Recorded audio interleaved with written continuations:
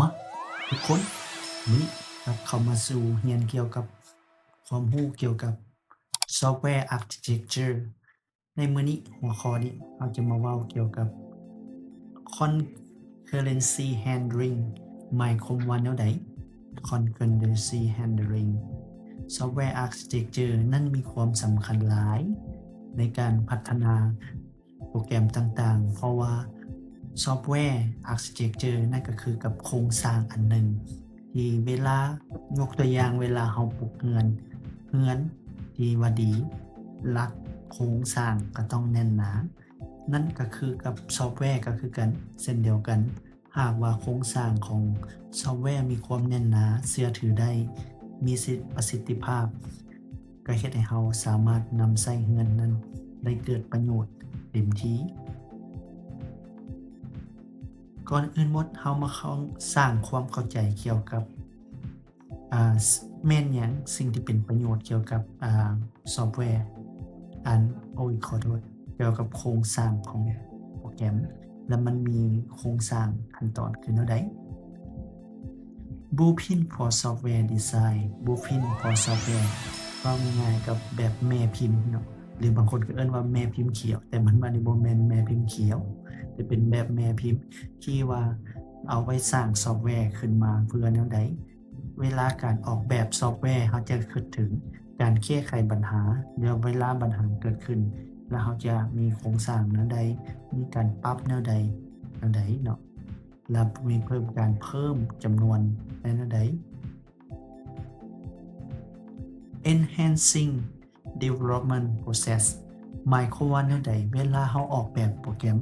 บ่ได้หมายความว่าเราจะใช้แต่เพียงคนเดียวเขียนเพียงคนเดียวเราต้องมีทีมเฮ็ดแนวใดเพราะว่าโปรแกรมซอฟต์แวร์โคดที่เรา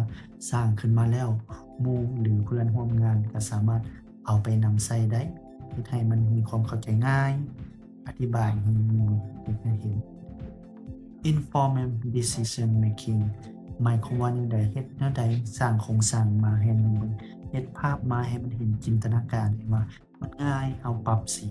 สีแดงแม่นห้ามบ่สีฟ้าแม่นเป็นดีสีเขียวแม่นยินดีจังซี้นะเฮ็ดให้ผู้ที่นำใช้โปรแกรมและมีความในการตัดสินใจแล้วก็เบิ่งและให้โครงสร้างของเราที่เหมาะสมกับโปรแกรมนั้นๆ หลังจากนั้นเราก็มาเว้าถึง Key Component of the Template แม่นอันใดตัวใดแหน่ที่ว่าเป็นปัจจัยหลักในการโครงสร้างของอ่าโครงสร้างของซอฟต์แวร์เรานี่แม่นว่าโครงสร้างของเราจะแบ่งออกเป็นหลายภาคส่วนแล้วก็หลายจุดที่ย่อยๆแล้วที่เข้ามาแนวใดเฮ็ดให้โครงสร้างตัวนั้นมีความสะดวกอย่างเช่นว่าลูกค้าเข้ามา แล้วก็มีค่า Proxy ไปเชื่อมต่อไปแผนกนี้ส่งมาแผนกนี้รับของเนาะหลังจากที่เรารู้แล้วว่าเราเฮ็ดเป็นโครงสร้างผลประโยชน์มันมีหยังแหน่ Benefit ของ Using ของเทมเพลตนั้นว่าเฮ็ดให้ข้อมูลของเรามันเป็นระบบเนาะแล้วมีการขยายมีการจำแนกอย่างชัดเจนแผนกนี้เฮ็ดแนวนี้ตัวนี้เฮ็ดแนวนี้แล้วเวลามันออกแบบเวลาปัญหาเกิดขึ้น เราก็แก้ไขก็ง่ายคือกัน เพราะว่าเราจะเข้าไปแก้ไขปัญหาที่ว่าอยู่ตามจุดอะไรให้มันถึงกับจุดให้มันเข้าประเด็น Importance of Concurrency Handling in Software Architecture ความสำคัญแนวใดว่า Concurrent Handling ในกรณีว่าที่ว่าลูกค้า User เข้ามาใช้หลายๆเฮ็ดแนวใดเราสิออกแบบโปรแกรมเฮ็ดให้User เข้ามาใช้ในพร้อมๆกันมันแม่นมีความสำคัญที่สุดเวลาที่ว่าโปรแกรมเราบ่ได้หมายความว่าเราออกแบบโปรแกรมมาเพื่อใช้คนเดียว นั่นก็หมายความว่ามีลูกUser เพราะว่าเราออกแบบมาเชิงพาณิชย์มีการตอบสนองแนวใดเข้าไปมันจะค้างบ่ลูกค้าเข้าพร้อมกันบ่ได้บ่เข้าพร้อมกันได้หลายคนบ่เฮ็ดแนวใดอันนี้ก็เป็นปัจจัยหนึ่งที่ในการออกแบบความสำคัญของการแก้ไขปัญหาบัดนี้เรามาเว้าเรื่องของภาพรวม Active Object Pattern ตัวแนวใดที่เป็น Active Pattern enhancing concurrency and responsibility หมายความว่าแนวใดเป็นโครงสร้างที่ว่าเราสามารถเข้าไปมีเวลามีลูกค้าเฮ็ดเข้ามาอนุญาตให้ลูกค้าหลายๆ user เข้ามาใส่พร้อมกันได้บ่ในครั้งเดียวโดยที่ว่าบ่เกิดปัญหาหมายสิว่าบ่ค้างบ่ lag ซี้นะเฮ็ดให้สามารถมีความต่อเนื่องถ้าหากว่ามัน lag แล้วเราแก้วิธีใดในการตอบสนองกดปุ๊บแล้วลิงก์ไปตัวนั้นเลยบ่ลิงก์มาเขาเลยบ่มันเรื่องของ API ของเราเนาะ widely used in real world application บางโปรแกรมอย่างเช่นว่าโปรแกรมที่มีชื่อเสียงอย่างเช่นว่าโปรแกรมเฟซบุ๊กเนาะที่มีคนใช้หลากหลายอยู่ทั่วโลกแล้วเราเฮ็ดแนวใดเฮ็ดให้เวลาอินเทอร์เฟซมันเป็นแนวใดเซิร์ฟเวอร์เข้าใดในที่นี้เราเว้าเรื่องของเฉพาะ back end มันเนาะ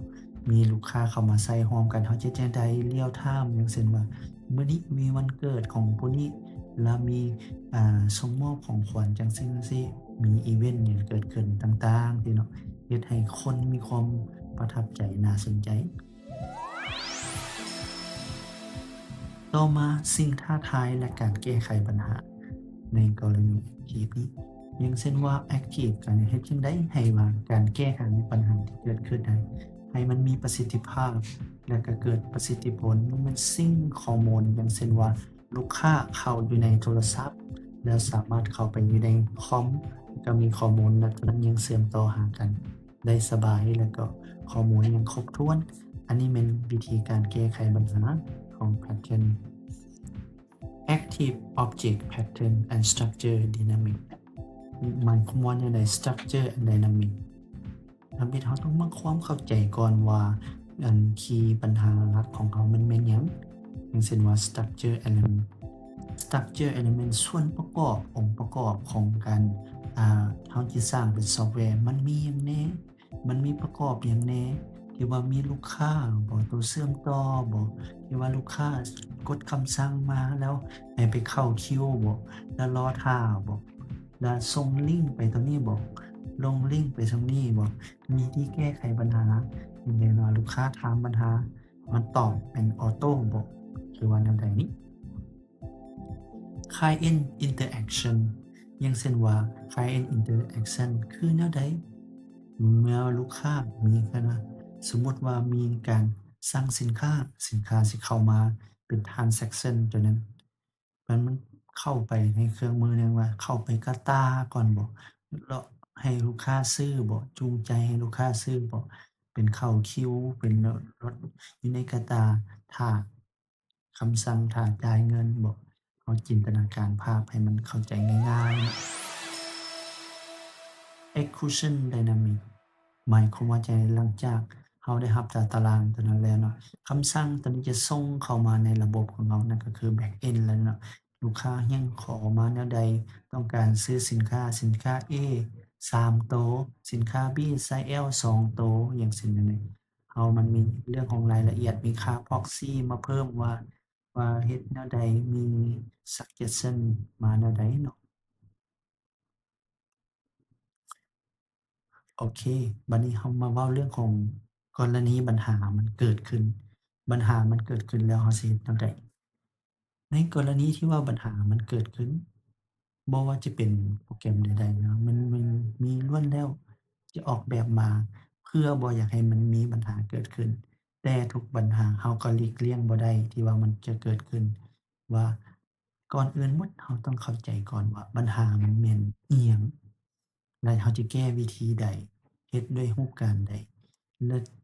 จะให้ปัญหาถ้าว่าโครงสร้างเราstructure เราดีเราก็สิแก้ไขปัญหาได้เข้าจุด Know user โดยเฉพาะเราต้องรู้ว่าผู้ที่เราใช้อยู่หั้นมันเป็นลูกค้าประเภทใดเฮ็ดแนวใดและโครงสร้างของโปรแกรมเราก็เช่นเดียวกันเรารู้ได้ว่าโปรแกรมมันเราเฮ็ดหยังได้แหน่เฮ็ดหยังบ่ได้แหน่บางตัวก็หมายความว่าห้องที่เราให้ตื่มชื่อเพิ่นไปตื่มตัวเลขห้องให้ตื่มตัวเลขเพิ่นไปตื่มชื่อจั่งซี้เนาะเราสิป้องกันแล้วก็แก้ไขนี่คือแนวใด Overview and application of the monitor object อย่างเช่นว่า โดยรวมเนี่ยเกี่ยวกับอันแอปพลิเคชันในอ็อบเจกต์ของเราแพทเทิร์นเรานี่ทำอิฐ ensure test safety ต้องเฮ็ดแนวใดให้มันมีความปลอดภัยก่อนเฮ็ดให้มอนิเตอร์เรามีแล้วมันง่ายแล้วก็สามารถนำใช้ได้หลายให้มีการบริหารจัดการได้บ่อนที่ว่าข้อมูลเข้ามาแล้วเราสามารถซิงก์ข้อมูลได้ในเขาจะว่าจะเป็น real time บ่นั่นหรือว่าจะเป็นแนวลักษณะออฟไลน์คือแนวใดแต่ตอนนี้เราก็ต้องได้ปรึกษาหาวิธีแก้ไขนำกัน Encapture state and method อย่างเช่นว่าข้อมูลที่เราเฮ็ดให้ว่าเราเฮ็ดจั่งใดจะให้มันมีแชร์แหล่งข้อมูลและมีการส่งข้อมูล control access to by doing so PN เฮ็ดแนวใดเฮ็ดองค์ประกอบให้ data ของเรามันเฮ็ดให้แม่นและมีเข้ามาเครื่องมือเข้ามาเราจะเอาวิธีใดไปป้องกันและวิธีใดไปแก้ไขในกรณีปัญหาที่ว่ามันเกิดขึ้น widely used in multi-trace adaptation ไม่ว่ามันมีคนกว้างที่มีการนำใช้ที่หลากหลาย อย่างเช่นว่าองค์ประกอบที่มีหลากหลายเทสเข้ามาอยู่ในระบบฐานข้อมูล มีการเชื่อมต่อระบบเซิร์ฟเวอร์ การแก้ไขปัญหา User Interface Component ที่ว่าเราสามารถเชื่อมต่อข้อมูลและแบ่งปันข้อมูลให้นำกันได้ Monitor Object Pattern Address Concurrency Challenge สิ่งใดเป็นสิ่งที่ท้าทายในกรณีที่ว่ามีลูกค้าใช้มาพร้อมๆกันแล้วเพื่อบ่ให้มันเกิดปัญหาเราต้องมีการมอนิเตอร์มันโดยเฉพาะปัญหาที่มันเกิดขึ้นแล้วเรามีลูกค้าที่ว่าเข้ามาหลายคนหากว่าแก้ไขปัญหาพวกนี้แล้วแต่ว่าบ่ให้กระทบอีกผู้หนึ่งเฮ็ดให้ซอฟต์แวร์เรายังสามารถรันได้อยู่เราจะมีความเฮ็ดวิธีใดเฮ็ดแนวใดไปนำกันเนาะ Monitor Object Pattern Structure and Dynamic โครงสร้างองค์ประกอบของเราจะเป็นโครงข่ายแนวใดและเป็นลักษณะการบริหารในทำให้เราต้องเข้าใจก่อนส่วนประกอบของ Interaction Monitor หรือว่ามันมีความสำคัญแนวใดมีประสิทธิภาพแนวใดในการบริหารจัดการมีว่า Main Object the core component of that provide synchronous access to the share โดยสิ่งที่สำคัญสุดองค์ประกอบสำคัญในส่วนประกอบในการเชื่อมต่อข้อมูลเข้าไปในหลายๆค่า Synchronize Method หมายความว่ามีการเชื่อมต่อการซิงก์กันระหว่างข้อมูลที่ว่าเข้าไปในแชร์มันแหล่งที่มาข้อมูลเฮ็ดแนวใดและเฮ็ดให้มีการป้องกันปัญหาต่างๆ Monitor log a log machine that prevent multiple threads from enhancing synchronize มีการป้องมูลข้อมูลเราเฮ็ดแนวใดองค์ประกอบแนวใด Monitor condition that define when a test execution facilitating half sync and half async pattern overview ครึ่งซิงและก็บ่ได้ครึ่งซิงแต่2คำนี้มีความหมายคือกันแต่ว่ามีส่วนแตกต่างกันเพียงน้อยนิดหลาย efficient processing segregation half sync and half async pattern เฮ็ดให้ระบบสามารถ process ของข้อมูลได้แล้วก็ลักษณะเป็นเลเยอร์จังได๋มีแหล่งข้อมูลที่ว่ามันเป็นระดับที่ว่าสร้างให้มันเกิดเป็นระบบเป็นเครือข่ายสร้างให้มันเกิดประสิทธิภาพในการแก้ไขข้อมูลเนาะมีความหลากหลายในการข้อมูล Improve system responsiveness หมายความว่ายกระดับระบบและการตอบสนองอ่าอย่างเช่นว่าให้แพตเทิร์นที่ว่ามีความสลับซับซ้อนความระดับขององค์กรฐานข้อมูลที่ว่าอยู่ในคิวบ่แก้ไขปัญหาซิงก์ข้อมูลหรือว่า low latency แล้ว สูงไปหาต่ำต่ำไปหาสูงมาหาในกันเนาะ Scalability in application มันนึกว่า Scalability หมายความว่าระดับโครงสร้างตัวนี้จะเป็นประโยชน์ของในการเว็บเซิร์ฟเวอร์หรือ Time System and Applicants มีความแตกต่างของคนที่ว่ามีความต้องการมีแตกต่างกันบางคนก็เข้ามามีข้อมูลน้อยบางคนเข้ามาก็มีข้อมูลหลายอย่างซี้ Half-sync and half-sync pattern addressing challenge in service processing อ่าโอเคเรามาเว้าเรื่องของปัญหามัน half-sync pattern นี่มันก็เป็นสิ่งที่ว่าเป็นข้อมูลที่ว่ามีความหลากหลายในการเพิ่มขึ้นโดยเฉพาะการเชื่อมต่อการส่งหาข้อมูลเฮ็ดให้ระดับความยากความง่ายระหว่างความต่ำความสูงหมายความว่าลูกค้าคนนี้ที่ใช้ข้อมูลบ่หลายลูกค้าคนนี้ที่ใช้ข้อมูลหลาย Leader follow pattern overview and application efficient event processing สิ่งประสิทธิภาพในการข้อมูลอย่างเช่นว่าเพิ่มประสิทธิภาพประสิทธิผลให้ผู้ใช้ให้มีหลากหลายข้อมูลมีการเชื่อมต่อข้อมูลโครงสร้างนี้เฮ็ดให้ข้อมูลคุณมีความรับผิดชอบมีข้อมูลมีมาจากหลายๆแหล่งเฮ็ดให้ผู้ใช้ในการรอท่าในความเป็นผู้นำอย่างสิ่งต่างๆนี้ Optimize resource utilization หมายความว่าเราคัดสรรข้อมูลเข้ามาแนวใดเพื่อให้มีความหลากหลายและเฮ็ดให้มีประสิทธิภาพมีประสิทธิผลขึ้นในลักษณะการเฮ็ดเวียกหนักแนวใดเราจำกัดบ่ให้มันเข้ามาหลายแต่เพื่อให้เข้ามาน้อยเพื่อให้ระบบมันเสถียรอย่างเช่นว่ามีลูกค้าในตอนนี้เข้ามาหลายเราจำกัดไว้มันก็ขึ้นกับว่าโครงสร้างของเราโครงสร้างเขาดีเราออกแบบดีไว้แต่เริ่มต้นมันก็สิบ่มีปัญหา Common applications the leader follow pattern โอ้ยลงไปอ่านภาษาอังกฤษอย่างเช่นว่าเราเป็นเว็บเซิร์ฟเวอร์เนาะในการข้อมูลส่งข้อมูลเฮ็ดแนวใดให้มันมีประสิทธิภาพบริหารข้อมูลที่ว่าเข้ามา delegate processing available trade ให้ข้อมูลมันเข้ามาผลมันเป็นแนวใดมีความง่ายมีประสบการณ์ยกระดับขึ้นคือแนวใดเนาะ Addressing complexity in multi-trace application with the leader follow pattern high perform multi-trace application and process เฮ็ดให้ข้อมูลมีหลากประสิทธิภาพประสิทธิผลในการเฮ็ดให้ข้อมูลนี้ Test specific storage pattern overview and application ข้อมูลเฉพาะลาให้นะโครงสร้างเอามาเบิ่งภาพรวมโครงสร้างเป็นของโครงสร้างโปรแกรมก็คือคล้ายๆกับโครงสร้างของอาคาร Local Dataset Storage Fortress บางอันเราก็สามารถเป็น Local Storage ข้อมูลได้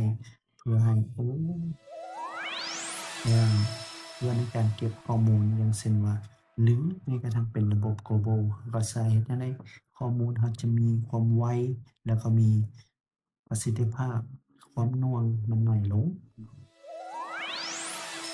Enhance performance เพิ่มประสิทธิภาพหมายคืออะไรคือหัวข้อที่เราว่ามาในเมื่อกี้นั่นแหละลิมิตจำกัดผู้ข้อมูลเนาะบางอันข้อมูลที่ว่าเราไฟล์มันไซซ์ใหญ่เกินไปเราก็บ่อนุญาตให้อัปเพื่อให้ระบบมันมีความเสถียรเฮ็ดจั่งใดให้มันมีประสิทธิภาพเฮ็ดให้ข้อมูลมันน้อยแล้วเวลาระบบเรามันก็จะมีความเสถียรหลายขึ้น Application in real world process หมายความว่าผู้ใช้สามารถเฮ็ดแนวใดในการจำกัดข้อมูลที่ว่ามีอย่างเช่นว่าตัวอย่างคือว่าคล้ายๆว่าโทรศัพท์ท้องถิ่นเนาะที่ว่าเป็นตัวปลายสายเป็นศูนย์เฮ็ดจั่งใดในการขยายสายข้อมูลในการเข้ามาโอเคสิ่งท้าทายและการแก้ไขปัญหาในลักษณะนี้ในการแก้ไขปัญหา บ่ว่าจะเป็นมีความที่ว่ามีความซับซ้อน มีความถูกต้องการใช้ของลูกค้าที่มาหลากหลายคนแล้วก็มาพร้อมกันเราจะเฮ็ดวิธีใดโดยการให้ข้อมูลของลูกค้าให้มันเป็นลักษณะมันมีความสะดวกออกแบบโครงสร้างคือแนวใดอันนี้เป็นคีย์ มาเรามาสรุปตอนสุดท้ายคีย์โดยสรุปและคีย์ที่สามารถเอาไปนำใช้ได้คือเราเห็นนี่แหละการการออกแบบโปรแกรมเราต้องเข้าใจอันรวมมันเนาะโครงสร้างมันโปรแกรมนั้นเราจะเอาไปใช้หยังแล้วเวลามีลูกค้าเข้ามาใช้หลายๆเราสิแก้ไขปัญหาแนวใดให้มันมีประสิทธิภาพ เพราะว่าการออกแบบโปรแกรมมันหมายความว่าเราให้ลูกค้าจำนวนหลายให้มันมี resilient หมายความว่าให้มันมีความยืดหยุ่นปรับแนวนั้นได้ปรับแนวนี้ได้มีปัญหาตัวนี้เกิดเราสามารถแก้ขึ้นได้เลือกโครงสร้างให้มันถูกเนาะว่าเราจะไปเฮ็ดหยังอันนี้แม่นอุตสาหกรรมใดอันนี้อีคอมเมิร์ซบ่อันนี้เกี่ยวกับโปรแกรมเรียนรู้บ่ให้มันเหมาะแล้วโปรแกรมมันจะไว So อันนี้ก็แม่นสรุปทั้งมวลของการโปรแกรมในการใช้ของของความเข้าใจเกี่ยวกับ Software Architecture Constellation Handling หมายความว่าวิธีในการโครงสร้างวิธีในการปรับใช้โปรแกรมให้เกิดประโยชน์เวลามีลูกค้าเข้ามาใช้หลายจบ ลาก่อน